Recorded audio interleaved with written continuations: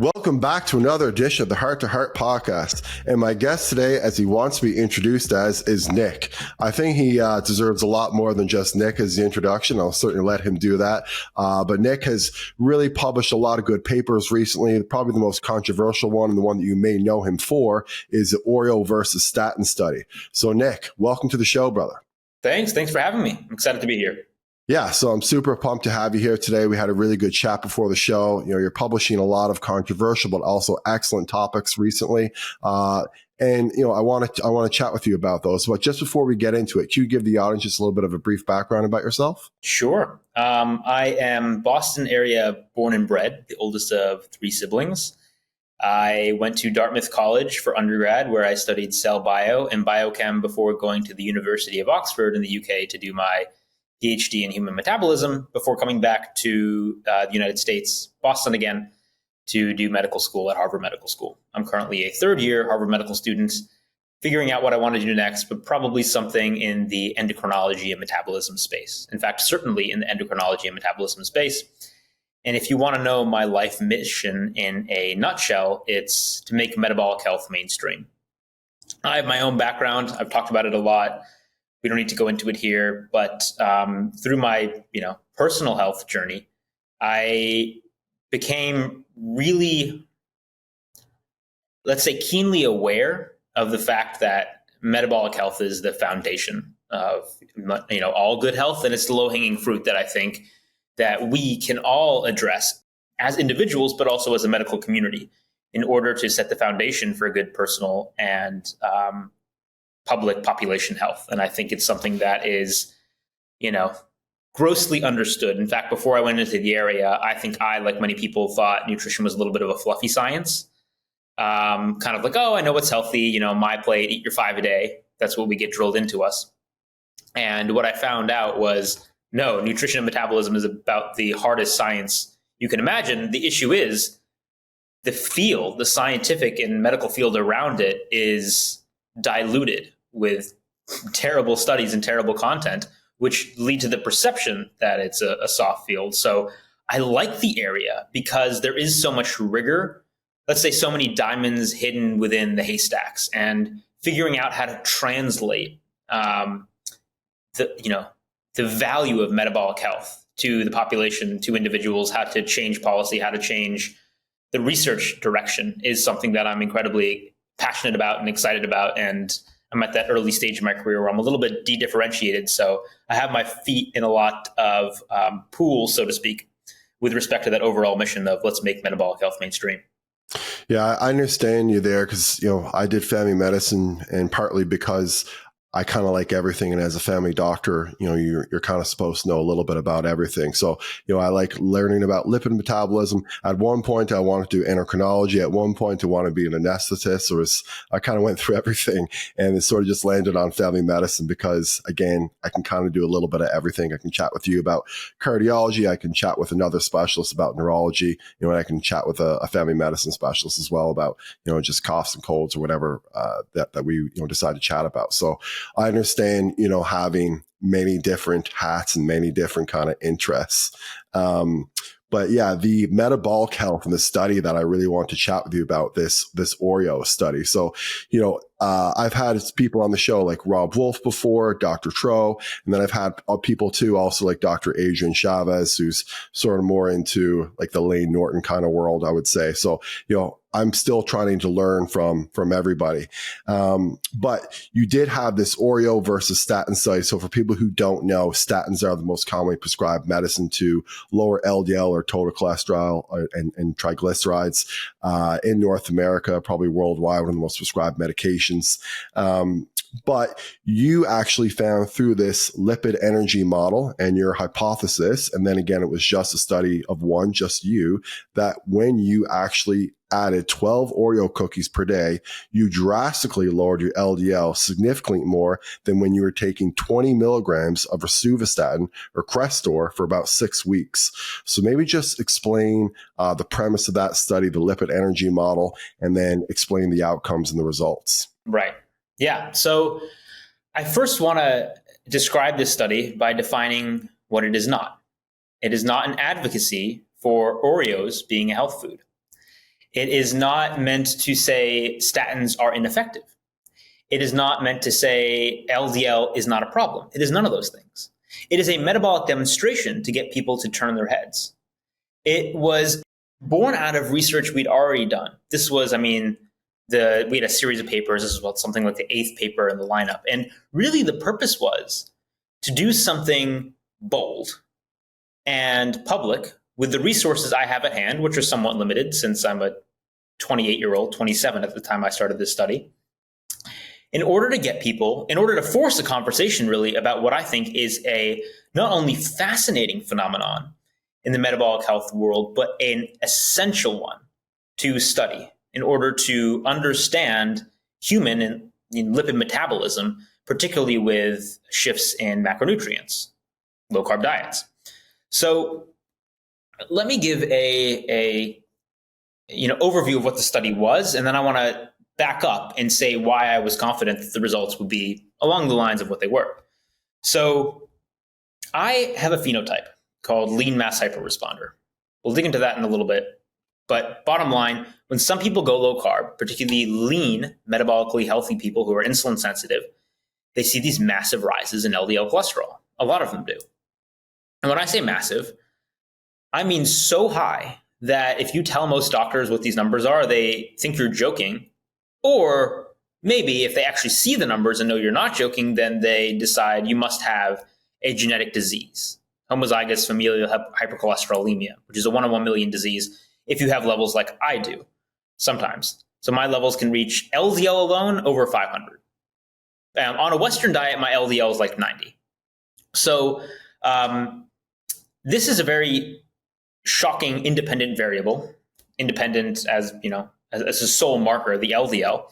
But we have a different understanding maybe than most about why this manifests, because it's a phenotype, it's a phenomenon that no one else has really, other than our team, described. It's like I said, you don't see these levels outside of rare genetic diseases, but now we're seeing them in people who don't have known genetic mutations and can induce these levels, this whole population, by just going low carb. But the question is, what's driving it? We have a model that I'll get into, the lipid energy model, that explains it's probably due to shifts in energy demand from fat to carbs. Carbs to fat, excuse me. So if you remove carbs and your liver glycogen stores go low in a particular metabolic context, then you shift to fat fuel, and this fat fuel trafficking system skyrockets the LDL. So that's the very high level overview. And the obvious solution to what might be driving this will be to remove the driving force, which is carb depletion in the liver. So anything that should replenish my liver carbohydrate stores should remove the force driving the lipid energy model, driving my high LDL, and reduce my LDL. So the fact of the matter is we'd actually shown that carb reintroduction can lower LDL before in a 5-patient case series published in Current Developments in Nutrition at the end of 2021. And then in an interventional trial with 10 lean, healthy women, it was by Cooper et al. And the thing is, people weren't really taking notice. We had a model, we had interventional trials. We even ended up having a meta-analysis of 41 randomized controlled trials, but the discussion wasn't moving forward fast enough. So I'm like, what can I do that will force people to engage in this topic? And so I made the bold prediction that, look, if our model is correct, then I should be able to lower my LDL by adding any carb to my diet. Not swapping out fat for carbs, adding any carb. And I tried to think, what is the most provocative carbohydrate source that I can imagine? And I came to Oreo cookies as a super well-branded, universally acknowledged as generally unhealthy food, and predicted, before I did this, I went public on a channel called Plant Shoppers and predicted, I'm going to do this Oreo versus statin experiment. Here's the protocol. And I think Oreos are going to basement my LDL. So then I carried out the experiment. I had IRB exemption from Harvard Medical School. I had my PCP ordering all the labs weekly, so I can't fake this. It's going straight into my Epic, my electric medical record. And I had Professor William Cromwell, a highly esteemed lipidologist who actually trained Thomas Dayspring, who trained Peter Attia, as my lipidologist consultant. and the senior author on the paper. So it's the two of us, me and Professor Cromwell. And the results showed, drumroll, that the Oreo cookie supplementation, which was 12 cookies per day, a whole sleeve of cookies for 16 days, dropped my LDL by 71%, which is more than any drug is expected to do. It dropped my LDL from 384 to 111. And actually, it was still downtrending at the endpoint. By contrast, after a 3-month washout period, so I was rigorous with my washout period, 6 weeks of high-intensity statin therapy only lowered my LDL by 32.5% after the LDL returned to prior hypercholesterolemic levels. And you were using 20 milligrams of Crestor, which is quite a bit for people, who aren't aware of that. Like the Crestor, the highest dosage is 40 milligrams, and 20 milligrams is, still considered to be a high dose. So just wanted to add that in there. Go ahead, Nick. Yeah, we chose the dose. I chose it with Professor Cromwell and my PCP together. She wanted me to start at 10 because she was worried about side effects, even though she's wanted me on a statin for a long time. You can't start at 40, I don't believe. No, you can't. Yeah. And so you start at 5 even. I said I wanted to go with the highest dose I can start at and stick it through. There was some discussion at the midway point because my creatine kinase actually did increase and I was having myalgias. My PCP wanted me to stop. Professor Cromwell said, look, it might be uncomfortable, but it's safe to continue for 3 more weeks. Were you able to work out? Like, how are you? It wasn't terrible. It was just some myalgias in my lower leg and a little bit. That's where they usually get them, in the calf muscles when you're running? Yeah. And it wasn't like I was bumping to 500. I wasn't going to have rhabdo or anything. It was a combination of symptoms and a minor bump in CK. So basically there was a little bit of sign that the statin dose might have been harming my muscles, but it wasn't unbearable. In fact, I get this question all the time. What was worse in terms of side effects, the Oreos or the statin? Honestly, the GI upset from the Oreos was worse, to be honest. I'll admit that fully. I'm not trying to statin bash here. It was just the appropriate, as I'm sure you can attest, it was the appropriate comparator. So that's what we did. And the results were what they were. Now, aside from the inappropriate and inaccurate straw men that I was trying to say high LDL isn't a problem or that statins are bad in any way, which I never say in the slightest in the paper. In fact, we caveat to the opposite. This is a metabolic demonstration. But some people like to say, oh, this was just an N equals 1, and then try to brush it off like that. If I may be so bold, I think that is an incredibly lazy retort, because the fact of the matter is, this is consistent with prior data in other patients with carbohydrate reintroduction who are lean mass hyperresponders. It was predicted by the model, and I was confident enough to say, I expect Oreos will lower my LDL, announce that publicly, and then execute. Yeah, you clearly announced your hypothesis prior to doing the study, and clearly the results that you got indicated your hypothesis was correct. Yes. And, I'm not saying this would generalize to your average Joe. It certainly wouldn't. I don't think the average American should be eating Oreo cookies for their heart health. And I've said that 1,000 times. But again, it's something that was predicted by a model. It's fascinating. The results aren't just spurious. Like, this couldn't just be a fluke of nature. In fact, at the end of the Oreo cookie trial, the Oreo cookie arm, the reason it was 16 days and not 2 weeks is because day 14, day 2 week, was the second blood draw. We were getting weekly blood draws. And the drop was so massive, I decided with my PCP, okay, we should just do this in triplicate to be extra sure. So let's measure also at day 15 and 16. And it was dropping after day 14 at 15 and 16. It was still going down. This isn't a fluke. This was predicted. It was a robust finding in an individual patient. And even if you want to say, oh, I don't even think it would translate to other lean mass hyperresponders, which we have every reason to believe it would, but even if you want to say that, what I would say is, join me and join you, Dr. Hart, in putting your clinician hat on. If a patient came to you with this phenomenology, would you say, oh, you're just a one person, I don't care about it? Or would you say, this is interesting in this individual, what makes this person different and what can I learn from it?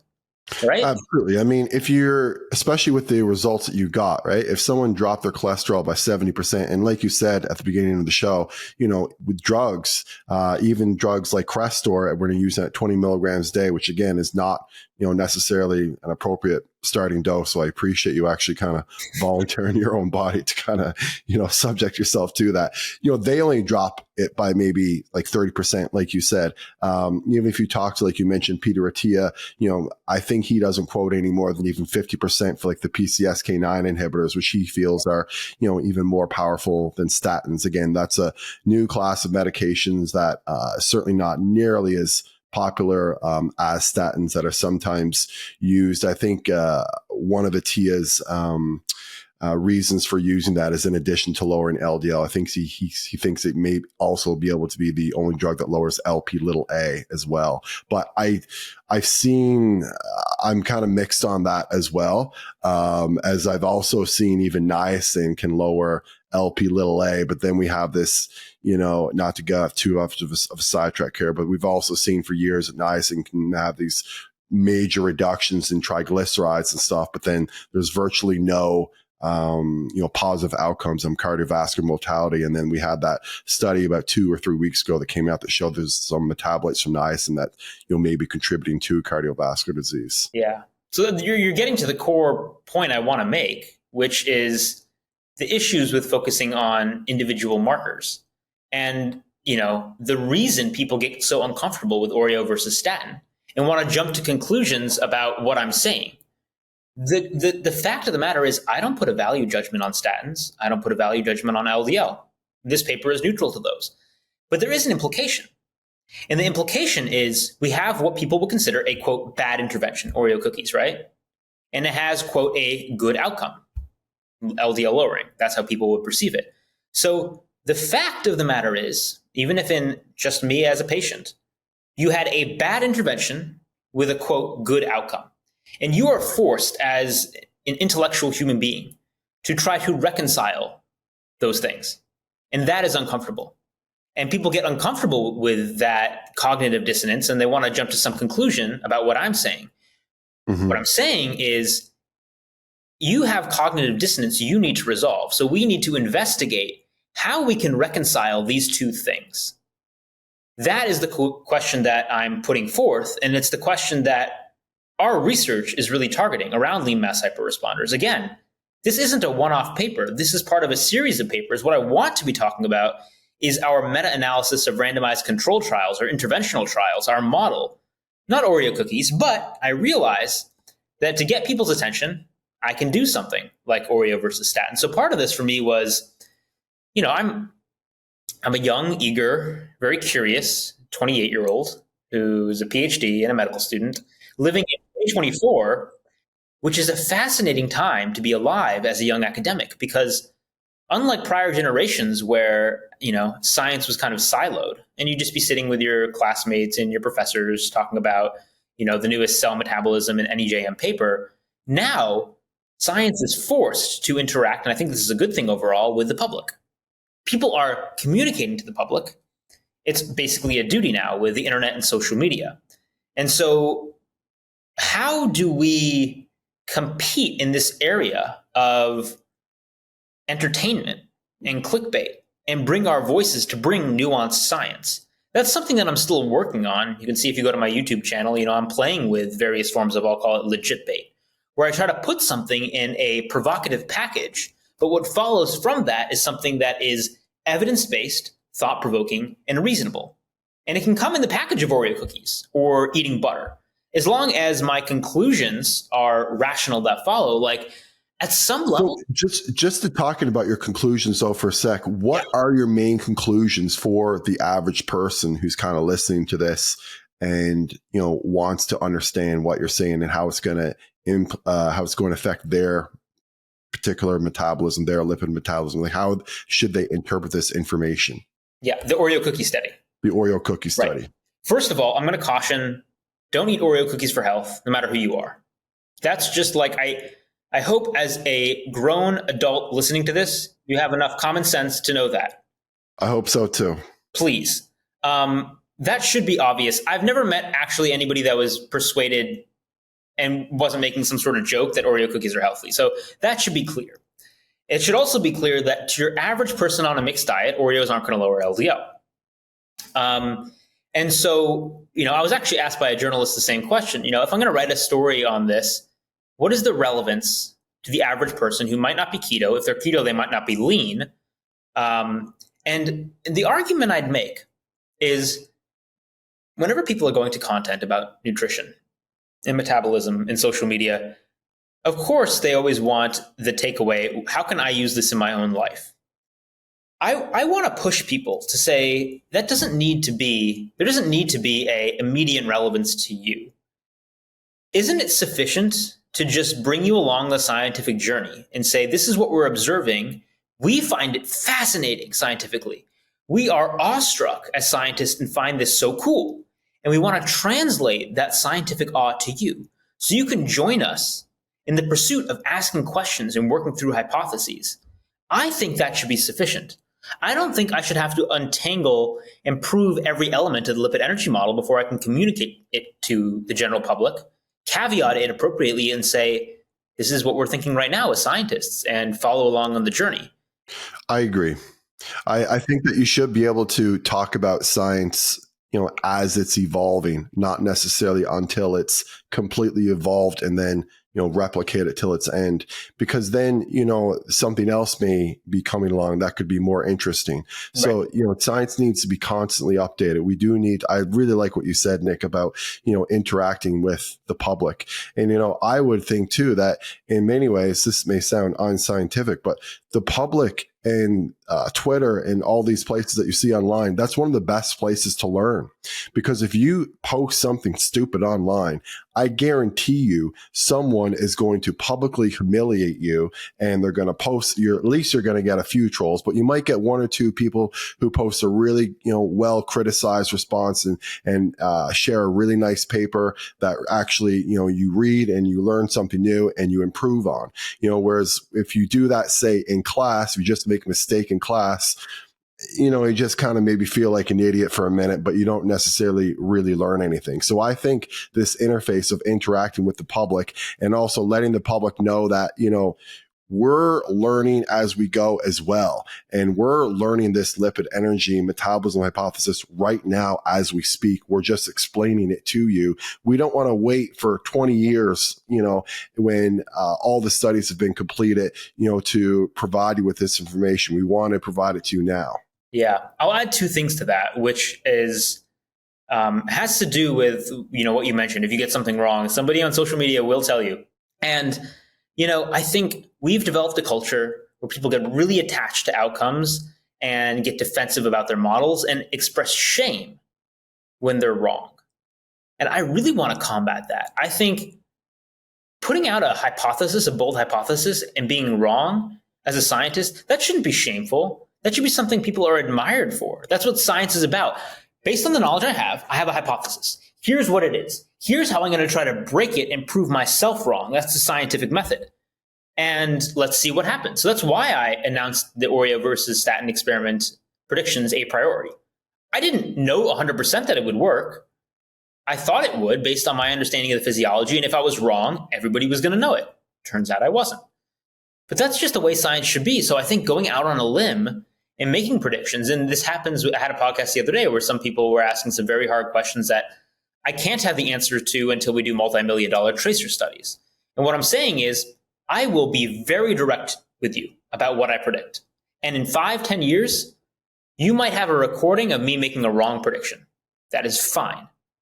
Because this is where I am right now, and I want to be transparent and honest to you about that. The other thing I want to add is, I didn't mean for Oreo versus statin to have any direct clinical implications or change clinical guidance. However, I did intend for it to start a discussion. And I was keenly aware that it would bring to attention the lipid energy model and the lean mass hyperresponder phenotype to patients who are lean mass hyperresponder and to clinicians treating lean mass hyperresponder. In terms of lean mass hyperresponders, though, how many people do you think are lean mass hyperresponders? What percentage of the population do you think? Let me just finish what I was saying, and then I'll answer that. But basically, I think some people are afraid that this Oreo versus statin experiment is going to persuade people not to lower their LDL, which, I think people sometimes look for confirmation bias, and that can definitely be expressed. So there are definitely people saying, oh, this proves how silly LDL is. Those people were saying that anyway. There's another population, the more important population of clinicians and patients who are now aware of it and now have an extra tool for LDL manipulation if they want to. So I have gotten manifold emails from clinicians saying, Nick, this is incredible. I've dug into the research, I've gone down the rabbit hole, and now I'm realizing that I can treat my lean mass hyperresponder patients who are a little bit wary about going on statins for life with a freaking sweet potato. And now my patient who didn't know what to do, felt between a rock and a hard place because they were treating their chronic health condition with a ketogenic diet, but then had high LDL, they didn't know what to do. Now we figured, we can titrate in some sweet potato, get their LDL from 400 to 100, and they don't have to go on a medication that they don't want to take or are intolerant to. So what happened is it actually armed a lot of patients, clinicians, with the tools they needed to manipulate LDL if they chose to. So if you're going to draw, what was the clinical effect, all I've heard is it's helped people. It's helped people kind of deal with a rock and a hard place situation that they might have as clinicians and patients. But to your other question about generalizability, you could say it's rare, you could say it's common. Depends on how you define the population. On the American population level, it's very rare because most people aren't on a low-carb diet. Most people who are on a low-carb diet are not lean and insulin sensitive and active. So on an American population level, exceptionally rare, and you can figure that out by looking at like the NHANES data set, for example, where there are a few in tens, something like I think like 3 in 90,000 or something like that. But what about the proportion of people who are lean and low carb? What proportion of them are lean mass hyperresponders? We don't have an answer to that in terms of an exact percent. That's one of the key studies we wanted to do, which would require taking people who are low carb naive, who we select, and then we control their diet for a period of time. This is what we call the gym hypothesis, because the idea is we think we can go to a gym, select out people who we think will convert based on their body habitus to lean mass hyperresponders, and then turn them into lean mass hyperresponders by manipulating their diet. I will say, again, this is me being bold and making a prediction, I would guess easily more than half, probably more than 75% under ideal dietary and body composition conditions would convert. I don't think this is a genetic phenomenon primarily. It could have permissive genetics. There could be, let's say gateway genes and SNPs that are required for the phenotype to fully manifest. That's very possible, or modifying genes. But everything points to this being a metabolic phenomenon, not a genetic one like familial hypercholesterolemia. Okay. So in terms of like where to go from here, like how I, interpret what you just said is that if you are someone who is a lean mass hyperresponder, so say if you're someone who's very lean, you go to your physician, you get a lipid panel drawn, you get your high HDL, high LDL, high total cholesterol, low triglycerides, and your doctor offers you a statin, you could say, okay, I understand that I may be a lean mass hyperresponder. I understand that my lipid panel is off right now and we need to get my LDL down. But instead of taking a statin, what I'm going to do is I'm going to, try, that doesn't necessarily have to be a sleeve of Oreo cookies. Like you said, it could be a sweet potato and potentially get their LDL down. Like that's how I see this being applicable clinically.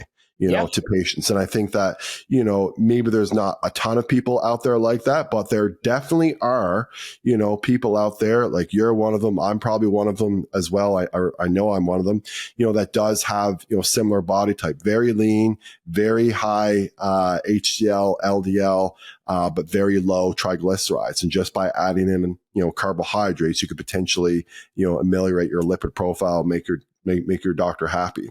I guess the question then becomes though, Nick, is if someone does do that, say if you are a lean hyperresponder like yourself, and say if you didn't add in the Oreo cookies, say if you added in sweet potatoes, bananas, or, blueberries, something that would be considered to be more healthy or nutritious, would you think that person would have a lower cardiovascular risk overall? What I would say was, right now we're in an area of unknown, and we don't know what the risk associated with high LDL and lean mass hyperresponders is.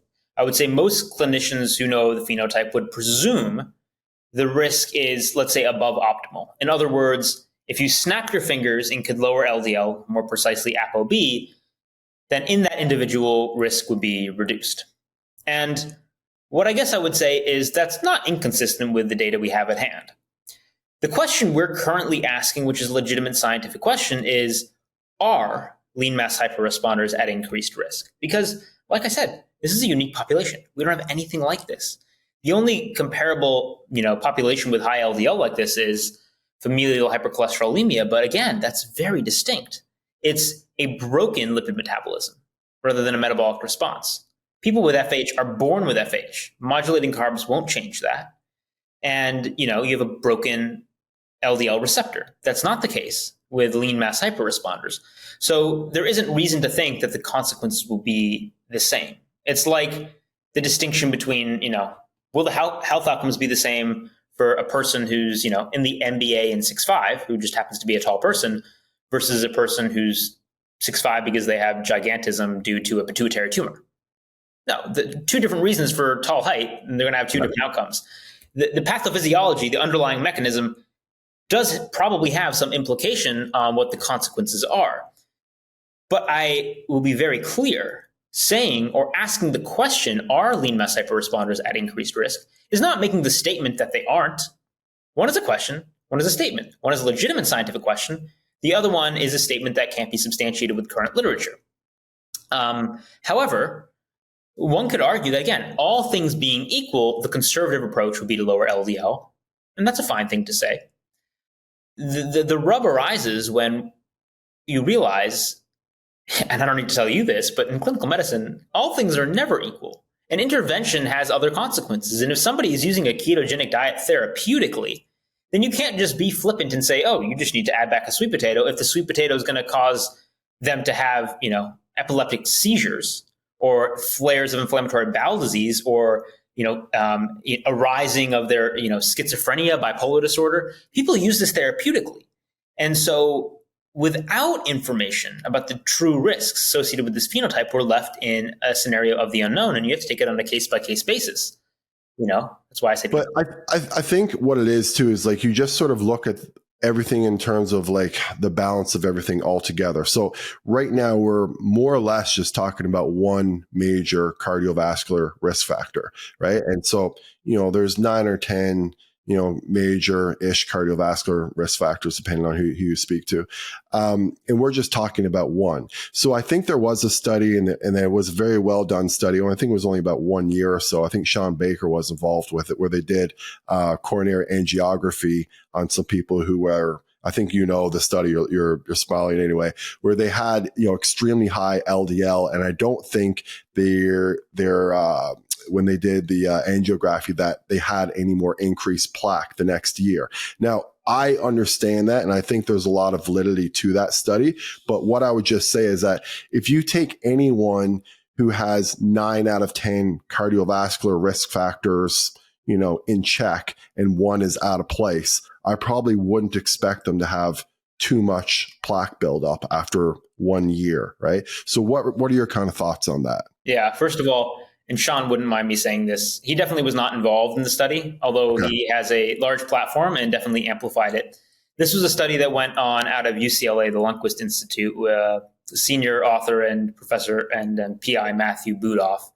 And the data will be published soon. He announced it at a conference on December 8th, 2023, and the data are coming to print shortly. I should know because I helped write the paper. And you know a little bit about it then. I know a little bit about it. So they looked at this. This is part of a prospective trial. So it was looking at baseline and follow-up at 100 lean mass hyperresponders. And if there were plaque, was there plaque progression? What I'll say is the data you're actually talking about is not the 1-year prospective study.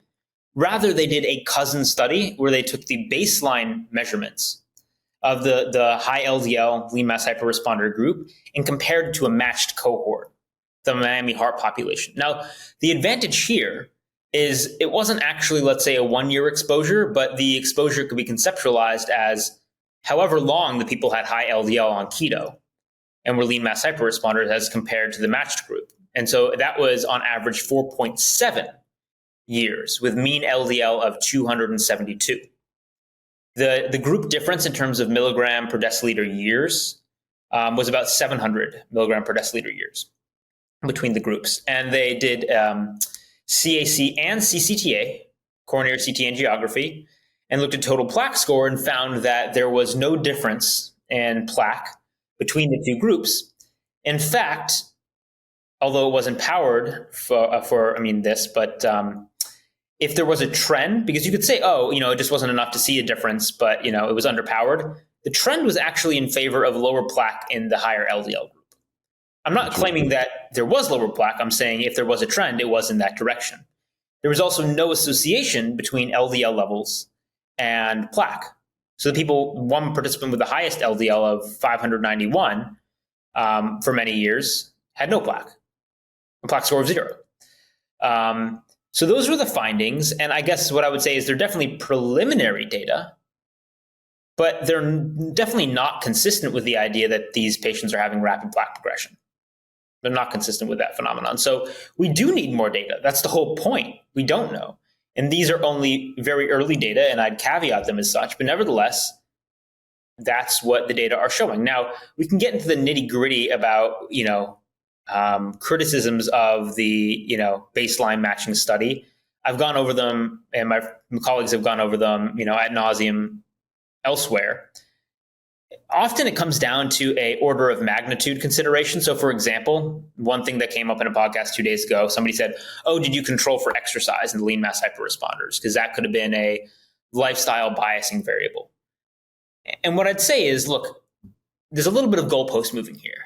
We have the group with a higher LDL. Their LDL is almost 300. It's 272 on average, which is 149 milligrams per deciliter higher than the other group. And they have the same plaque or trending less.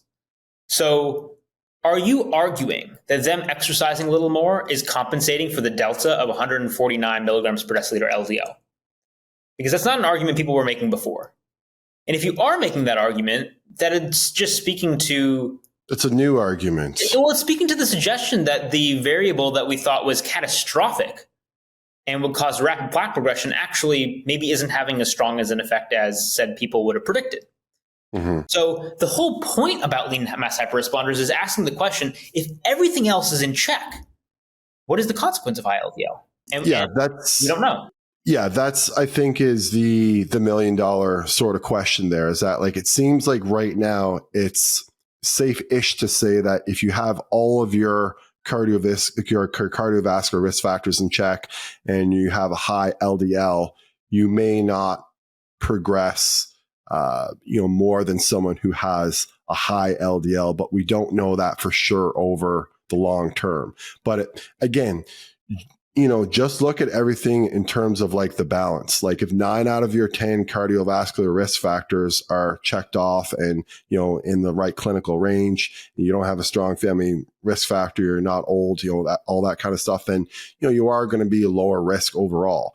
But if you, have a lot of cardiovascular risk factors, and then if you add a high LDL, that may potentially, be a significant issue, whereas it may not be a significant issue if you have all those other risk factors in check. That's kind of seems what, that's how I've interpreted a lot of these studies as a clinician in terms of explaining it to patients at a baseline level. Right. And what's the cost of the intervention, of course? For me, right. If I had, nothing else to worry about and the option was, you could eat a sweet potato per day, drop your LDL from 400 to 100, I'd be like, cool, I like sweet potatoes. But I use ketogenic diet therapeutically, so I'm not going to do that. And everybody has to make their, patients are complex beings. So that's just the point that I'll emphasize. And I do want to, chat with you a little bit, Nick, too, about metabolic health. And we chatted, a little bit about Chris Palmer's work. I actually haven't read Brain Energy, so I don't want to put it out there that I've actually gone through the entire book. I've just followed Chris on Twitter, and I've listened to maybe part of the podcast that he did with Andrew Huberman. But, you had a very, very interesting study that came out from Stanford recently. You commented on, I think you just did it a couple days ago, and it had some pretty significant improvements in terms of people with various different mental health disorders. Please quote me when I'm wrong, but bipolar, I think, was improved. Depression was improved. Can you just maybe speak a little bit about that particular study, Nick? Sure. So this was a study conducted by Dr. Sethi at Stanford. And it was a 4-month interventional trial, uncontrolled interventional trial with 21 patients who completed a ketogenic diet, limited to fewer than 20 grams of carbs per day, targeting ketone levels above 0.5 millimole. And there were 16 with bipolar disorder and 5 with schizophrenia. There had been prior reports, including retrospective case series, some pretty compelling case series that a ketogenic diet could help in various mental health disorders, bipolar and schizophrenia being 2 of interest, but also things like major depressive disorder. And what they found in this study was that schizophrenia and bipolar were improved massively on a overall marker of mental health severity score. There was a 31% improvement. And among those who were most adherent to the diet, which you can measure via ketone levels, so those with ketone levels above 0.5 millimole for greater than 80% of checks, the results were even better. So basically, overall, massive health improvements across the board, mental health improvements and metabolic health improvements. So massive drops in visceral fat, improvements in things like sleep quality, improvements in insulin sensitivity, et cetera, et cetera. So basically, there was, covariable improvements in metabolic and mental health in this study. And it's, caught a lot of major news outlet headlines because it is so promising. Schizophrenia, bipolar, mental health issues are an incredible population. Like the morbidity and mortality, for that matter, are incredibly high. And quite frankly, the treatments are very limited. And the pharmacological treatments often have other effects or negative effects on metabolic health. So as you know, if you give somebody a psychotropic medication, it usually causes, like especially class 2 antipsychotics, things like hyperglycemia, hyperlipidemia, metabolic syndrome. So here we have an intervention that can work in treatment. Things like Seroquel. Yeah. We have an intervention that can work in treatment-resistant patients that not only improves their mental health, but improves their metabolic health.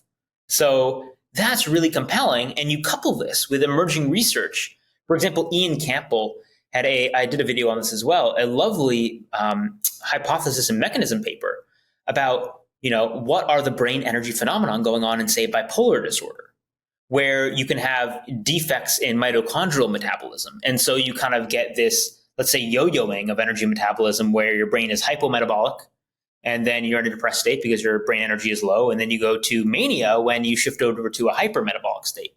And these are phenomena we see in things like traumatic brain injury too. So what I love about this area of research is it's starting to take the black box that is the brain and the mind and unpack it and say, no, like the brain is hard to understand, but it's a physical organ. Our mind is rooted in our brain, and our brain metabolism is foundational to our mental health. We now have clinical trials that are showing this, coupled with better understanding of brain metabolism. And I think it's a massive shift in how we understand mental health disorders and how we can treat them. And it goes to show the incredible power of metabolic health. That thing that I thought was a fluffy science when I was 20 years old, and I'm telling you now it's the hardest science of all, is because of data like this and better understanding. This isn't about freaking my plate and 5 a day. Sticking to my plate isn't going to cure your schizophrenia, but a properly targeted, well-formulated ketogenic diet actually could. And that's pretty cool. Yeah. And I think, and again, we will maybe just touch on the weight loss on this as well, but that's the big thing with the ketogenic diet versus, the other diets. It's like your brain is now using a different substrate. It's no longer using glucose as its main fuel. It's using ketone bodies. And like that should be studied. And if your brain is going to use a different substrate, if it's going to use ketone bodies instead of glucose, like, wouldn't you think that that's going to make a difference on your mental health overall? Like just intuitively, you would think, oh, well, I imagine that I'm probably going to think a little bit differently if I'm, using a different, substrate here. But it's much more than that. I think people think about ketones as just, say the fourth macronutrient. You're changing the fuel substrate. The analogy would be if you have a car and you change the quality of the gasoline, right? But here's the thing, and I think you know this, but I'll state it for the listeners. Ketones aren't just a fuel. They're potent signaling molecules. They revamp metabolism. You're not just changing the fuel of the car, you're changing the driver, because ketones can change gene expression. They can modify proteins post-translationally. I think there are now like 1,400 documented beta-hydroxybutyrylation sites. They inhibit histone deacetylases, which change acetyl groups on proteins. So it's not a matter of you're just changing the fuel source. You are introducing what is a potent hormone to your system, a hormone that we co-evolved with. So you are changing how your metabolism runs, not just providing a different fuel, which is the basis for how it's such a powerful intervention. This isn't just a diet, it's a potent metabolic therapy. So how exactly would you explain then these dramatic reductions in bipolar, schizophrenia, sort of on the biochemical level? Like, what do you think is going on there?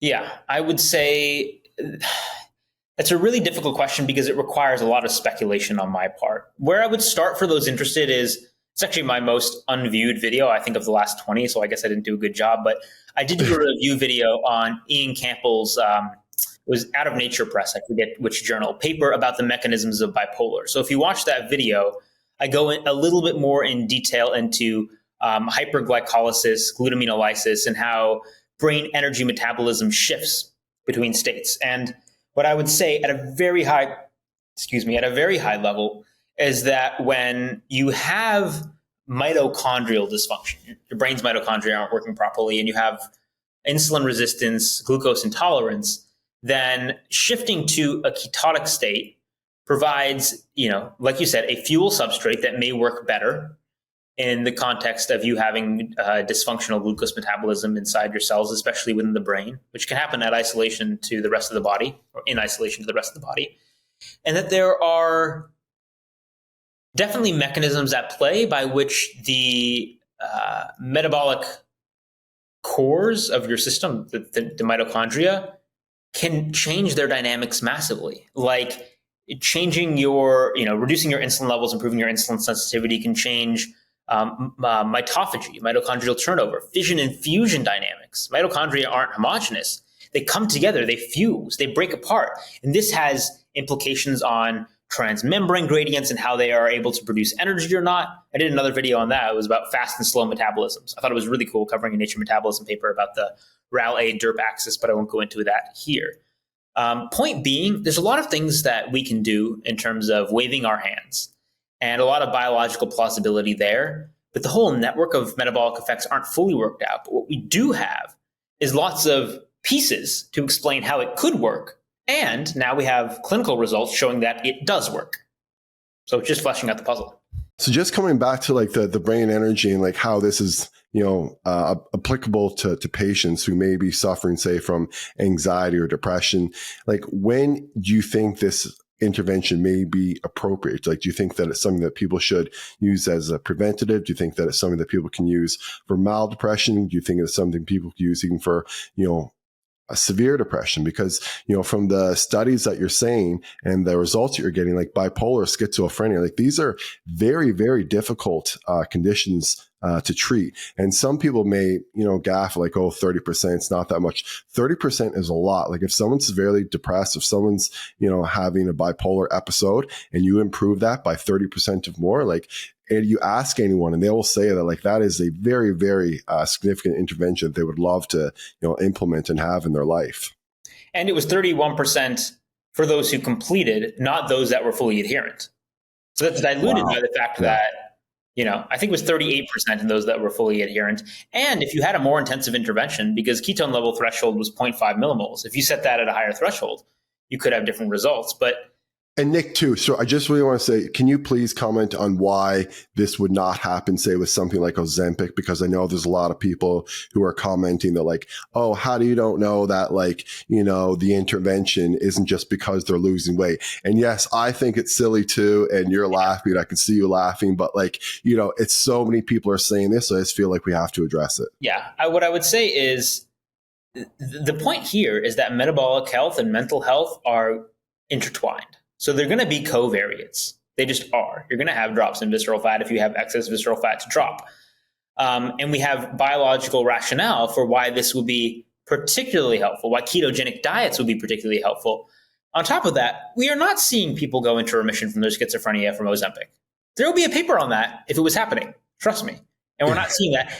And ketogenic diets have been useful in cases of anorexia by addressing mental health and brain metabolism issues, presumably. I mean, we don't have the... And that's extremely important because a lot of people don't know that that's like the most fatal mental illness is anorexia. Yeah. Like that's associated with the highest rate of mortality is anorexia. So extremely important. We have a patient case series in which patients with BMIs as low as 10 who were treatment resistant. One patient had a multi-decade year history of anorexia, went into remission on a high-fat ketogenic diet.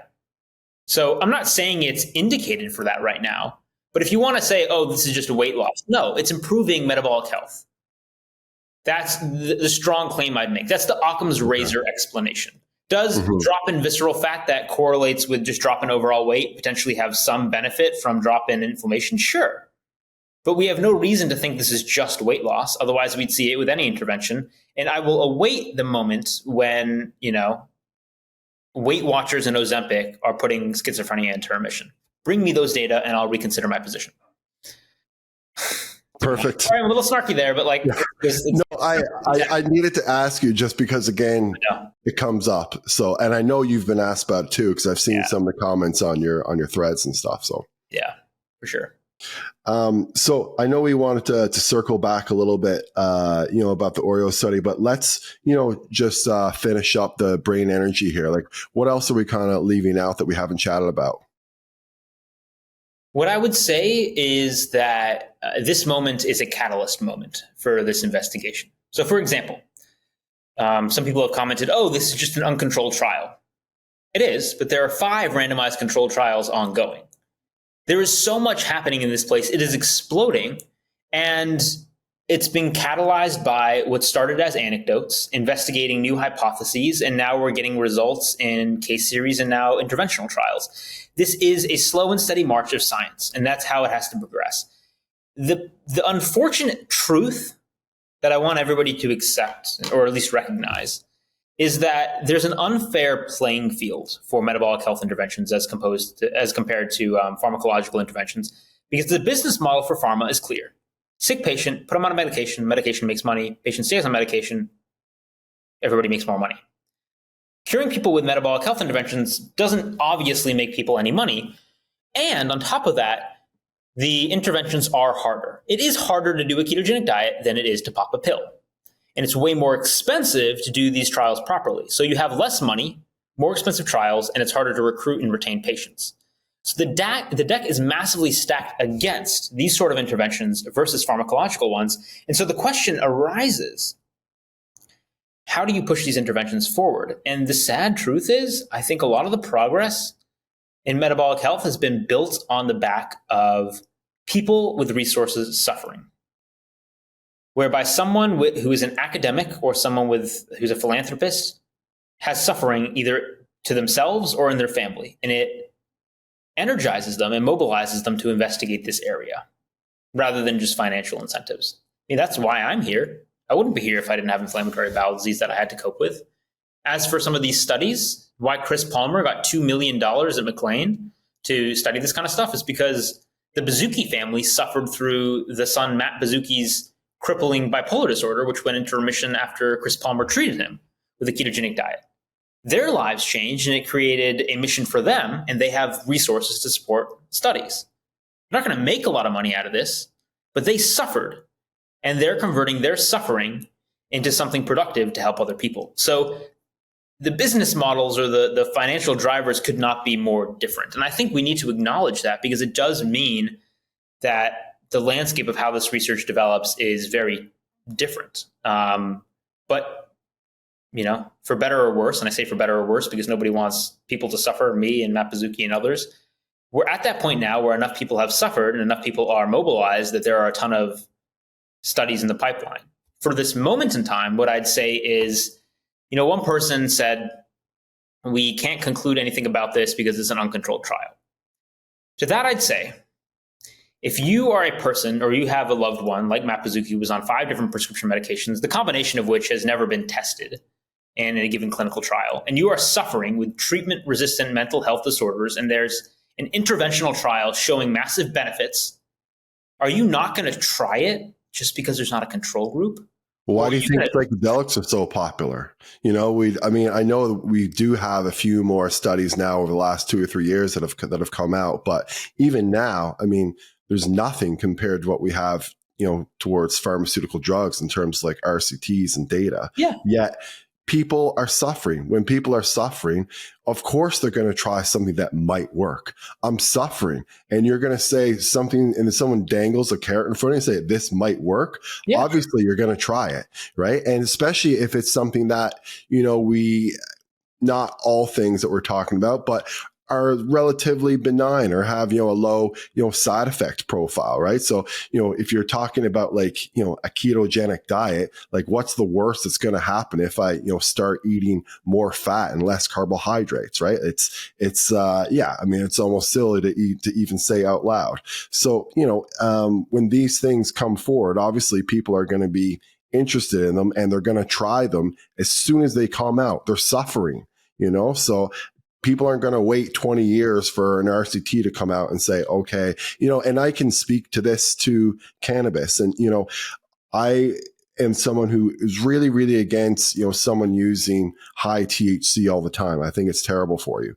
But I can say confidently that CBD does help a lot of people. We still, even to this day, I've been prescribing cannabis for 10 years, don't even have that much, randomized controlled data on it. But if you ask people, who are suffering with anxiety, if they would try something like CBD, which is, relatively benign, particularly in low doses, obviously they're going to go out and try it. And that's why it's exploded. And that's why, people are going to, potentially try the ketogenic diet because they're suffering. And like you said, at the beginning of the middle of the podcast, Nick, a lot of the treatments out there, are not always effective, and they do come with the hoist of side effects, sexual side effects with SSRIs and fatigue. And, there's various different things, dry mouth, nausea, lots of things that people get with them. Mm-hmm. Yeah. But one thing too, I wanted to ask you about, Nick, just coming back to, energy models. So CICO, because this is something that I know a lot of people are, very, very, passionate about. We chat a little bit about like Layne Norton and, how he, talks about CICO all the time. And then, I've had people like Dave Asprey on my show, who, don't adhere to the CICO model. You had this fantastic butter study that you did recently. And I know that was a little bit of a segue there, but that was something that I really wanted to chat with you about today, was CICO. And I was wondering if you could and you had a video recently that explained, why you, don't necessarily think a calorie is a calorie. And I was just wondering if you could go on and explain Absolutely. That for us, please. We can, the butter thing was a complete thought puzzle. We can table that and come back to it, but because it wasn't really even a study. What I would say is there's a trap, a logic trap in what you just said and what a lot of people say, the CICO model. What I would say is CICO is not a pathophysiological model of obesity. It is not a pathophysiological model of obesity. It is a recapitulation of a law of physics. The energy must be, preserved. Calories in minus calories out equals change in energy stored. That does not give you any information into human pathophysiology. It's a post hoc rationalization of whatever happened. And you see this again and again, because the core argument that anybody makes when somebody has success with a diet or, let's say in either direction, weight gain or weight loss, is if I lose weight, oh, you, quote, must have been in a calorie deficit, or you gained weight, oh, you, quote, must have been in a calorie surplus. It's post hoc rationalization of events that occurred that are much more complex than simple addition and subtraction equations. What I'm really saying is it's kind of like brushing everything under the rug, after the fact. It's not actually digging in and saying, okay, what are the causal drivers of obesity? And what data do we have to support those causal drivers? And the fact of the matter is, and I think this is where a lot of people get hung up, is biological models are almost always and almost invariably incomplete, but useful. They make bold predictions, and then you can see those in good data sets. And another trap is that the acute trials that we look at will translate into chronic results. The extreme example, obviously, being if I locked you in a room and gave you only celery to eat for a week, would you lose weight? Yes. Obviously, you'd lose weight. And somebody might conclude, oh, it's because you reduced your caloric intake. Fine. Let's go with that. Let's go with that and say it forced a caloric deficit. But acute doesn't equal chronic. You can't actually implement that in a real world setting and expect to get the same results. Bottom line, you have to pull different levers if you want to affect the hormonal milieu of your body in a positive way, improve your overall metabolic health, augment or promote effective and adaptive fuel partitioning so you don't decrease your energy expenditure, make your fuel partitioning more adverse, storing it as fat, less muscle loss, reduce metabolism. Like, there are things we see in the literature that trying to wrap them into the box of CICO is just a gross misrepresentation, quite frankly harmful for, I'd say, public and clinical understanding.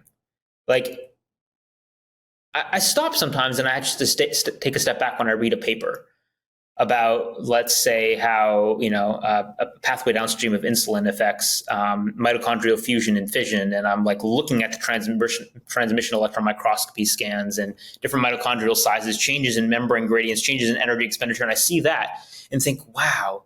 And people think looking at a calorie label and trying to calculate your calories in using just an app and then a BMR calculator to calculate your calories out will be effective. Like, you can't do it.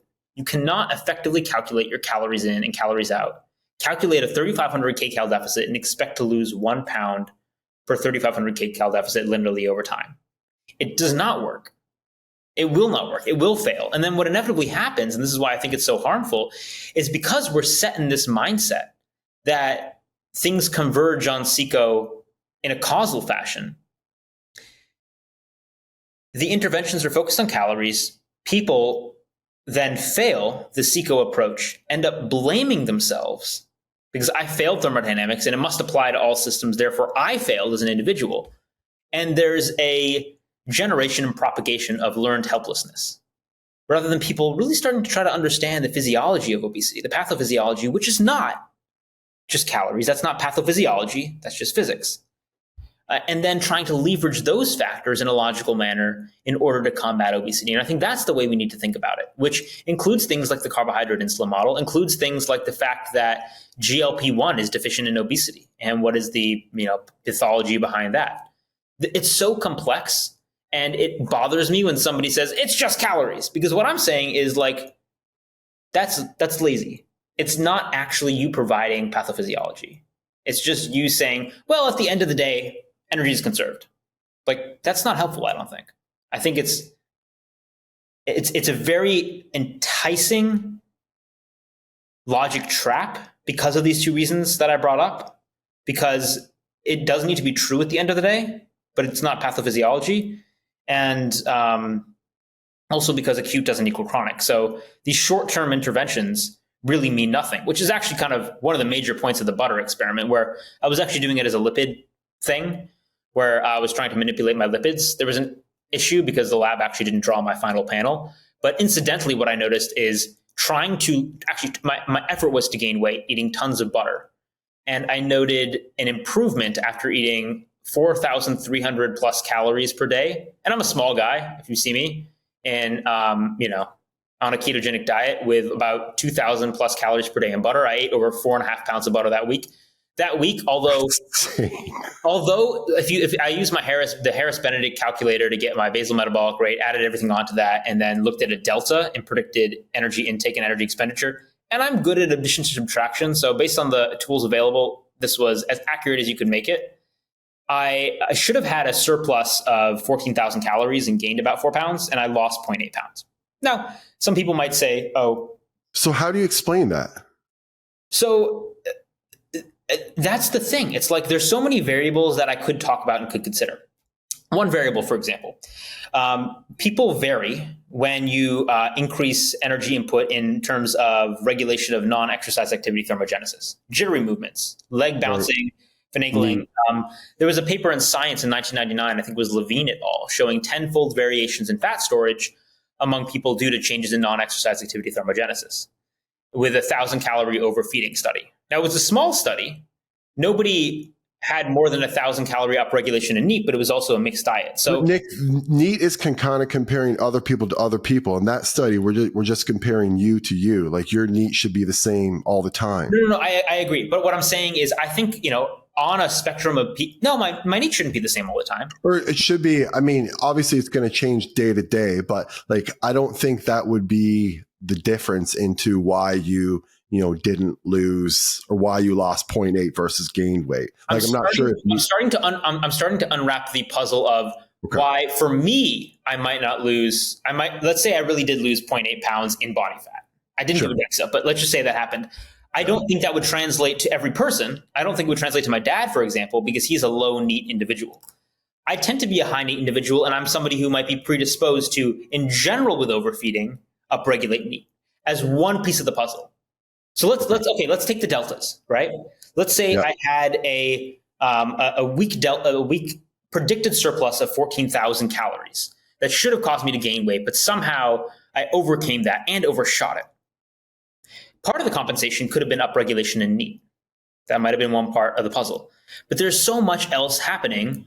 Like, you just explain to people what NEAT is just real quick. I think we kind of skipped over that a little bit. Non-exercise activity thermogenesis is energy expended that's activity related, but not concrete direct exercise. So it's not you on the treadmill at the gym. It's you bouncing your leg, you kind of jittering your hands. Like that requires your muscles to move and to burn energy. And we all know people that are kind of bouncy. I describe it kind of like the pogo stick person, and people who are just more like chill and calm. So my brother, my dad, they're chill and calm. They also gain weight more easily. I'm incredibly bouncy and I don't gain weight. And NEAT can be varied when you overfeed or underfeed people. So if you overfeed people, some people massively upregulate NEAT and that burns energy. Again, you can say, oh, but that fits into CICO. You're talking about energy. I'm saying, yeah, but this is a consequence that is individually variable that you can't really predict very easily. So again, it's CICO being kind of the end of the puzzle or the end of the story, not the beginning. But there are other things, again, that we just can't fully appreciate. So for example, there are data on yo-yo dieting changing the frugality of the microbiome. So how did my microbiome change in terms of how it's processing nutrients? Or how mitochondria can shift under different dietary conditions? If mitochondria in your cells are undergoing fusion and have a higher capacity for burning energy, maybe your core body temperature increases a little bit. What I'm saying is there are so many things here. Microbiome, mitochondrial dynamics. So you do think that changes in the microbiome could lead to changes in weight composition? Actually, I think I just saw a paper a day or two ago. It might have even been a meta-analysis that indicated that there was change in favorable changes in body composition when probiotics were introduced into the diet. So I could see how it could, if someone has a completely different gut microflora than someone else, and then they eat the same amount of calories, I think it's reasonable to say that perhaps they could have different, body composition at the end of the day. Like everything's not going to be completely equal if their microbiome is different. Right. What I would say is I'm not trying to pin the results of my 1 week of butter eating on any single one variable. But what I'm saying is these things are incredibly complex. They're very hard to measure, impossible to measure, basically, on a clinical level. And even at a research level, these things are more complicated than people give them credit for. So let's take the microbiome. You can't just look in a fecal sample and assess. The microbiome metabolome is changing minute by minute. There's also geographic changes between closer to the lumen and closer to the gut epithelium that have clinical consequences. So there is a black box element that we have to appreciate and be humble about how complex the human body is. But when you do translate it to the clinical level, what we see is that I get emails from people all the time saying, I'm using a gram scale and a calorie calculator, and I am 294 pounds. This is a real example. 294 pounds, 6'3", eating 1,603 calories per day, and I'm weight neutral. And then you contrast that to me, 5'8", tiny, BMI like 20, 21, and I can eat 4,300 calories. I'm not doing much cardio at all. I have to sit a lot of time because of med school, and I don't gain weight. Like, the individual variability there is so gargantuan that it makes me conclude that the CICO, quote, model, which I'd say isn't actually a model, is clinical garbage. And then also, too, you throw drugs into the mix, right? So you take something like taking a steroid. Oh my god, like anabolics, right? So it could be an oral steroid like prednisone, which people take for various different things, or it could be like anabolics like testosterone, or maybe even hard anabolics like decadurabolin or trenbolone or those types of things. Obviously, all things equal, eating the same amount of calories, everything equal, sleep, everything. You just change that one variable. You inject someone with trend. They're going to be, gigantic or much more muscular and probably a lot leaner too compared to their counterpart. Yeah, it's all about hormones. Like it's about fuel partitioning more than it is about fuel. So I think CICO is lazy thinking. Speak to fuel partitioning a bit, because that's what your video was on, really. I know you kind of is like, how does fuel get? Let's use your example of anabolics. You're going to store more energy in building muscle rather than putting it in fat tissue, or you might spend energy on increasing your body temperature. All I'm saying is it's about how your body manages your fuel based on what your hormones are telling it to do.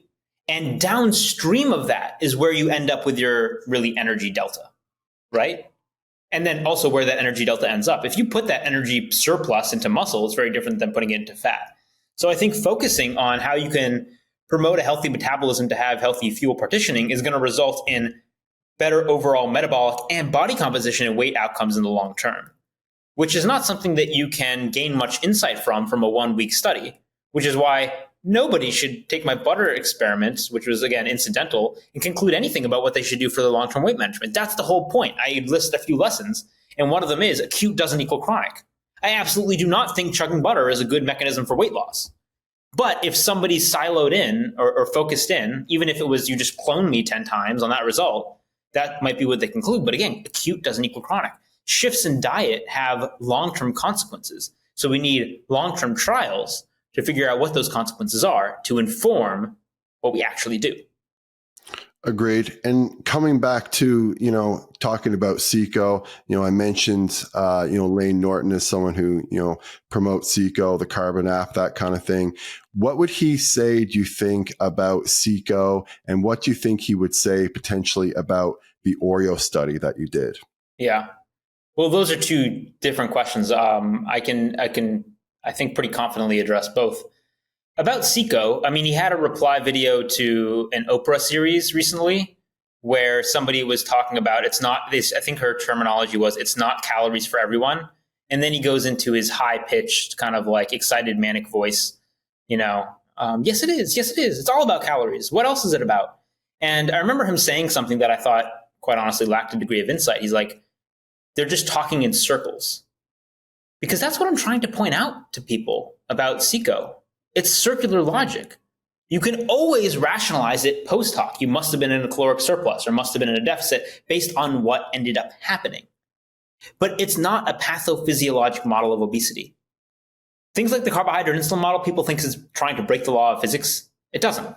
it adheres to energy balance. Calories in or energy in minus energy out equals energy stored. But it actually provides causality, whereas CICO in its broadest sense doesn't. And I think Layne, quite honestly, misses the boat on that a little bit, or a lot of it.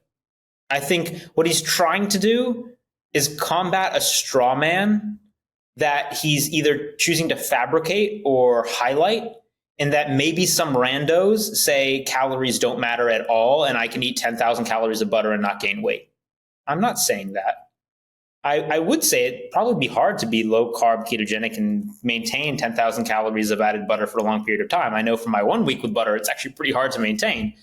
But point being, we're not saying calories don't matter per se. It's just not a good variable to focus on. And I don't think he really truly engages at a deep level in terms of the pathophysiology and the randomized trials. So for example, take the DietFits analysis, a huge not a meta-analysis. That's another thing I want to talk about, but a very well-known RCT. We did a reanalysis. Actually, I wasn't on that paper. That was Adrian Sotomota et al., where he actually showed glycemic load in both arms was more important than calories, and that there was a different way to look at it other than just, caloric change. Layne never really discussed that, RCT, that meta of RCTs. Adrian has, made himself available to have the discussion. I'd like to see that discussion happen. And I'm not just trying here to promote the carbohydrate insulin model. There are other things to understand. I mean, let's talk about GLP-1. That drug that they were discussing on the Oprah series. Ozempic. So there are a whole class of drugs now, the blockbuster weight loss drugs that are trying to mimic the hormone GLP-1. Now, he may or may not know, but there's a GLP-1 deficit in obesity. GLP-1 levels are generally lower in people with obesity. Mechanisms are manifold, but has to do maybe with inflammation in the gut, destroying L cells, so they're not making GLP-1. And there are T cells in the gut that actually have GLP-1 receptors and can bind the GLP-1 and reduce bioavailability in people with overweight or obesity. And so you can kind of analogize it to other hormonal deficit disorders like hypothyroidism, Hashimoto's. What do? You give people levothyroxine. Adrenal insufficiency, lacking cortisol, you give people corticosteroids so they don't go into adrenal crisis. If you have a hormonal deficit, it makes sense to try to correct it. I'm not saying everybody needs GLP-1 and everybody should get GLP-1. That is not what I'm saying. I think we should address root cause. But nevertheless, it's insightful to think about the pathophysiology and say, oh, that's why this actually might work really well and why it might be sensible. Continually backing into, it's all calories. It's calories for everyone is just you waving your hands and peacocking so you get attention without actually providing, I think, benefit to the space by trying to make people think differently about why what we're doing is not working and how a better understanding of the pathophysiology of obesity could help remove weight stigma and improve individuals' health and population health. So I think we need to have more nuanced discussions than it's just calories, because that is circular logic. Yeah, it seems like, the concept of calories in, calories out, if you could calculate it very easily, it would work. But the thing is that you're saying that you cannot calculate that very easily. There's so many variables that go into it, just the microbiome being one, that changes literally minute to minute. It's literally impossible to, calculate it accurately, and to get all those variables, sort it is going to be extremely difficult. Go ahead, Nick. Not only that, but I would analogize it to quantum physics. People might know the phenomena where if you look at certain quantum particles, they change their behavior, go from a particle to a wave or a particle, right? So observation changes the outcome. It's kind of like that. When you have the CICO approach and then you try to brute force manipulate calories in, calories out as your independent variable, then the rules change. Mm-hmm. And so it's even more complicated than just calculating at a single cross point in time your calories in, calories out. Because as you try to manipulate those variables, your microbiome is going to change, your mitochondrial morphology might change, your NEAT might change. And so you're working on a moving target. So again, it comes back to this is what people focus on as the end point, and they confuse it where we should try to intervene. If that makes sense. Hopefully something in there resonated with people. The reason I think about it is because people get caught in this mindset. It's clear to me why people do and why it's propagated by certain CICO defending folks and by modern medicine. And what it leads to is an environment where people just are doomed to fail, especially in our current food environment, because the CICO model also kind of gives license to a lot of the processed foods that we have. And then when a patient comes to their doctor, and I've seen this again and again, and they report what they're eating, the doctor will say something to the effect of, and if they say this behind the scenes, well, they're probably misreporting. They're probably just not measuring accurately. Or they just need to, work on having more vegetables on their plate, or, eating less frequently or more frequently. Or there's always some sort of post hoc rationalization for why they're not burning enough calories or they're eating too many calories. And that leads to really insidious patient blaming of doctor to patient, of healthcare provider to patient, and of patients on themselves, which is terrible. And it can be disheartening too, because you adhere to something that's difficult to adhere to, and then you don't get results. I mean, that's very, very disheartening. But I think you nailed, the CICO question. I really, really, appreciate that. Again, what do you say about, the naysayers to the Oreo study? Well, you asked about Layne in particular, so I'll address that. Now, sorry if this is a little bit pokey to say, but Layne's behavior is predictable. I knew that this Oreo study would attract his attention. It was engineered to attract attention, and I'd know he'd want to jump on the bandwagon. In anticipation of that, before I submitted the study, I emailed him, basically priming him that something was coming. And I said, do you want to look at the discussion section and give your input? And I will acknowledge you for doing so. I was offering him a copy beforehand because I knew he'd have his 2 cents.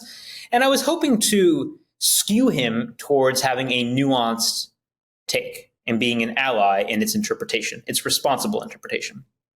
At the time, he did not reply to the email. Maybe he just missed it. It's possible. He's replied to prior emails, but I don't know. He could have a lot going on in life. But after it was published, didn't say anything for a while. And we also at a similar time had this meta-analysis of randomized controlled trials. So Dr. Sotomota, myself, and others did an analysis of 41 human randomized controlled trials testing a hypothesis of the lipid energy model, which was that leaner people would have higher LDL increases. And we actually found across all trials that was 100% true, and that BMI dominated over saturated fat for LDL change in a low-carb context. And if you broke it down by BMI category, it was actually only the people who were lean who had the LDL increases. Overweight and obesity, no LDL increase, and actually class 2 obesity had an LDL decrease. But I'm bringing that up because Layne we opened up a group chat with Layne, and this is all already public domain, so I don't mind pointing it out, that where he was asking us questions. And I think, took him at good faith. He was asking questions. The group chat was about the meta-analysis of human randomized controlled trials. And he was asking all these questions, and my colleague Adrian, who's an incredibly busy MD PhD down in Mexico City, was taking time out of his day to walk Layne through the data and get him answers to all the questions, providing him the raw data files and code, everything he asked for. And in addition to that, Oreo versus statin came up because Layne had a question or two, like why triglycerides trended down in the Oreo arm. So we had this conversation, and I really wanted and hoped we'd have a discussion with Layne that was productive, so we could get on and say, here's what the metabolic demonstration was for, as we've done on this podcast with you. Everybody listening has already heard my spiel, and promote nuanced communication, because there's always going to be trolls who try to manipulate the story. So what we want to do is find people with whom we can partner to amplify the voices of the people actually doing the research about this is what this is about, and this is what you can learn from it, and this is why this is important. And a lot of people have allied with us to do that, including esteemed professors like Professor Walter Willett at Harvard is willing to sit down with me and have a productive conversation. So we were hoping the same will be true of Layne because he has a big platform. And we also offered up that, if you didn't want to have me on because I was too lowly for whatever reason, although I think we have the same degree, PhDs, and I'm most of the way through medical school, so there's that. But that aside, Professor William Cromwell, a esteemed lipidologist, was willing to chat with him. So we provided him all these opportunities. We're trying to explain to him the meta of RCTs, the nuances of the Oreo study, the implications, the caveats. In fact, the one paper I sent to him in my first email was not an LMHR study per se, but an editorial I wrote with 9 other co-authors, including people like Ronald Krauss, in the Journal of Clinical Lipidology, where I was urging clinical caution while needing to ask these provocative questions. That was the one thing I chose to highlight to him. And after all of that, what ended up happening is he posted a solo video that opened with him saying, "Buy my data over feelings t-shirt." He was wearing a t-shirt that he was shilling data over feelings. And then, quite honestly, he did a terrible job reviewing the literature. He focused on the Oreo versus statin study, and he, claimed, it's just an N equals 1. And, he emphasized that. He shouted it and flexed his muscles about how he likes to cite human RCTs, which was, I couldn't believe the audacity when we opened up a group chat to talk to him about a meta of RCTs, which he chose to ignore entirely. So we talked about the Oreo study, chose to say it's just an N equals 1, even though we said this is an N equals 1 that we want to point to a meta of RCTs. Then he says, I like to cite RCTs, and he ignores the meta of RCTs. So there's something like that I think is a little bit audacious. And then things like he misrepresents the physiology. He said in his video, the triglycerides went down and, the lipid energy model predicts they should have gone up. So that means this isn't consistent with the lipid energy model. And guess what? I took time out of my day to go ask my PhD mentor, he said in this video. And the PhD mentor was stumped too. And quite honestly, I'm like, dude, it's in the paper, the explanation. We predicted this. I explained it to you in multiple DMs, of which I have screenshots. So you were clearly just not paying attention. You did not do your due diligence. You then try to straw man the conclusions by picking out, randos on Twitter and highlighting their conclusions rather than our conclusions about the consequences. You're ignoring the meta of RCTs.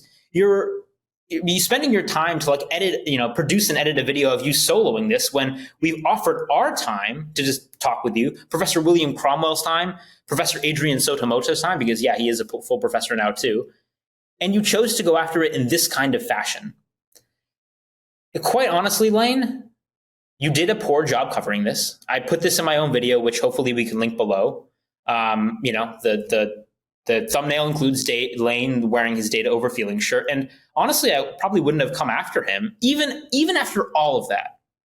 I probably wouldn't have come after him, even with him shilling his data over feelings shirt, if then he didn't pull a classic Layne, which was start to ego flex and peacock and tell people to get in their place. So if you watch the beginning of my video, I did save the screenshots where he puts out his video and there are people asking questions. And he says things like, sit down, you're just an eye doctor. And does his I have a PhD, trust me kind of thing. And he's vulgar to people just trying to ask questions. And if there's one thing I have zero tolerance for, it's bullying. So any bully, and you can see this if you look back on my Twitter feed, when I see bullying, it sets me off like nothing else.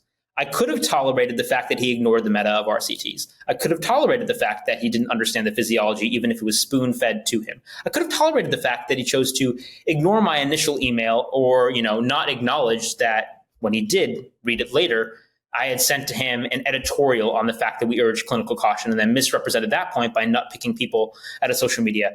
It set me off when he bullies.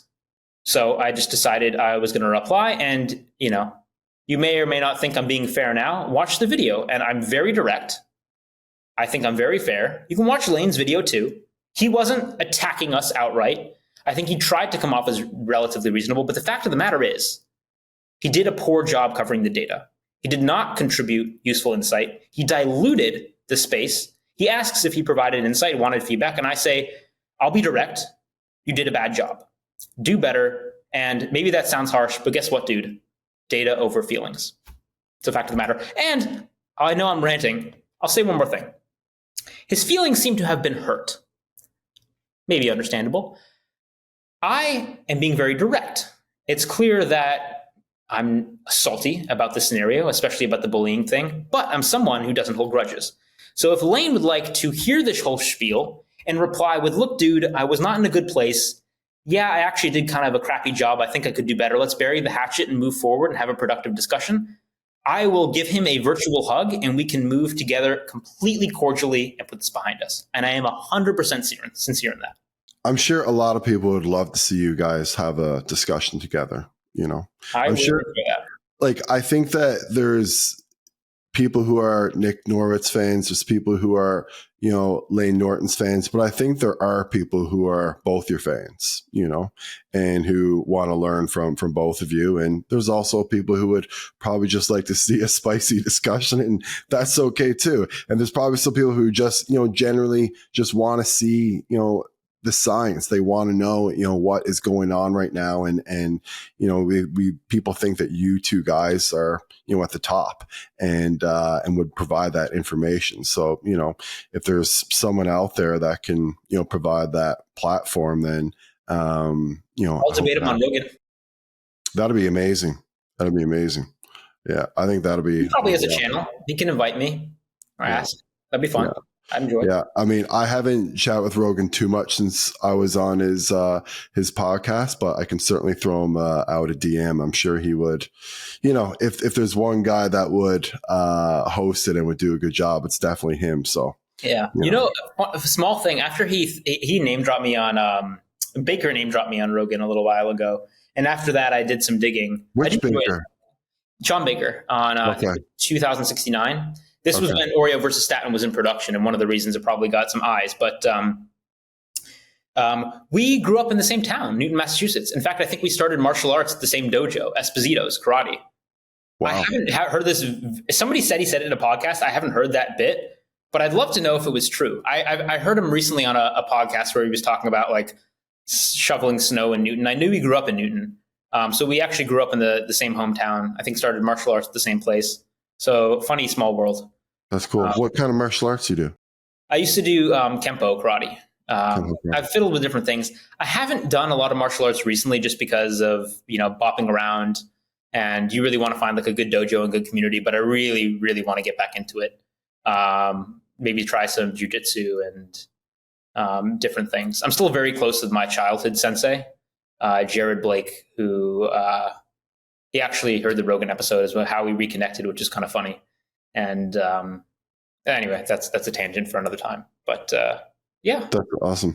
Okay, so I know we only got a few minutes left. I just want to ask you maybe one or two more questions, sort of circling back a little bit to lipids.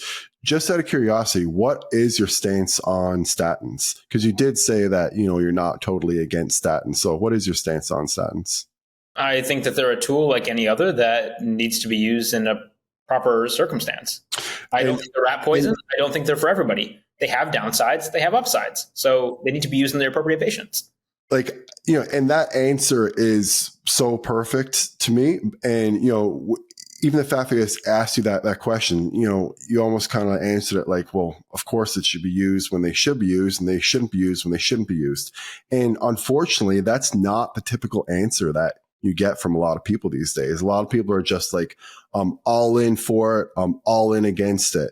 Like make your LDL as low as possible, or, it doesn't matter if your, LDL goes sky high, just let it fly, so it is good to, have people, answer that question reasonably, just because it is such a hot topic, I feel like it's always been a hot topic, but I feel like over the last, 5 to 10 years, maybe a few years, like this, cholesterol, lipids, you just hear so many different things from so many different people. Peter Attia's longevity book through, I don't want to say people off. I loved Attia's book overall, but, it certainly created a lot of conversation around statins and around lipids. And then he talks a lot about LP little a and ApoB. So, that was why I wanted to ask you the question. And, I do appreciate your response to it. Yeah. Peter's a whole nother topic that we could discuss. Okay. He's a very smart guy. And honestly, here's my thing. Here's my thing and why I probably butt heads with Layne, and I've never actually had an interaction with, I've exchanged an email or two with Peter, but nothing more than that. We probably, honestly, the three of us would agree on 90% of things. It just so happens where my niche happens to be is the 10% or less where we don't agree on things. So like he makes certain points. I've done a response video to him before, and like I line it up as, look, I appreciate that you're an MD and senior to me, and here are all some great points you make. But you have a blind spot here, and I would really like to unpack that blind spot. And I maintain that. I maintain that we could sit down and he could teach me things, and his mentor, Thomas Dayspring, could teach me things. I know Thomas Dayspring's mentor has taught me things, William Cromwell, senior author on the Oreo versus Statin paper. I'll plug that again. But I also, if it's not too bold to say, I think I could teach them things. I think that's reasonable too, and I think that's, young people can teach old people things, and old people can teach young people things. And, we should be more open, I guess, to that relationship, but we're not, old people definitely don't like to hear young people kind of show them up, so to speak, so yeah, it's kind of difficult unless you really, really, really put that, I hate to use the word ego away, but unless you really put the ego away and focus just on learning. I guess I'm not going to accuse, although I think there is definitely an element of ego. That's not where I put my focus. I think the concern for certain people, quite honestly, if I'm going to be completely transparent, I think Layne is worried about his ego and debating me on these topics. But the point is, it doesn't have to be a debate. They're seeing me potentially as an adversary that they don't want to platform and spread a dangerous message. And what I'm trying to point out to all of them is that's not what it is at all. If you sit down with me and hear what my actual positions are, I think they're pretty reasonable. If you read the content I put out, it's not the caricature that people on X might want to make it out to be. So if you are genuinely interested in spreading nuance and a responsible message, I can be your greatest ally against the people you might call the, quote, LDL deniers or the low-carb zealots. Because, yeah, I actually probably do have a degree of social currency with them. But I'm also very willing to say very reasonable things, like ApoB is necessary but not sufficient, but also part of the causal pathway of cardiovascular disease. That has, a causal role, that statins aren't rat poison, all these things. We can come to a reasonable middle and everybody can walk away probably educated and happy. I'm not here to try to be your enemy. If you want to debate me, I will debate you, but I prefer to start with a discussion where we both learn. Yeah, and I love that too. And I think that's what people want. Like I said, maybe some people do want that spicy debate, but I think a lot of people just, want to actually know the truth and want to know what's going on. So I think we covered a lot of ground here today, brother. Sure. Anything that you wanted to share just before I let you go? Not other than I really didn't expect to be public in any way during my research in medical education. Obviously, I'm still developing in my actual career. It's happened for better or worse. I have enjoyed it. I'm new, I'm evolving, and I try to be as authentic and transparent as possible. So, on places like YouTube where now I'm developing a little bit more, I really do try to engage with people, get feedback. So, I appreciate polite but candid feedback all the time because I am not trying to pretend that I am the word, that I am the authority. What I'm trying to say to you is you get to join me now on my journey of education and developing as an academic. We're living in a weird time where, I can provide you that access, and I want you to, because I'm hoping that, in 10, 20 years, I'll be a bigger voice. I'll have a bigger platform, and I will really appreciate those who joined me early on in the journey and got to see the evolution and contribute to the evolution. Well, I certainly appreciate what you're doing. I think a lot of people appreciate your videos. Where can they see those videos, and what are your handles on social media, Nick? Yeah, I'm at Nick Norwitz, NickNorwitz on Twitter.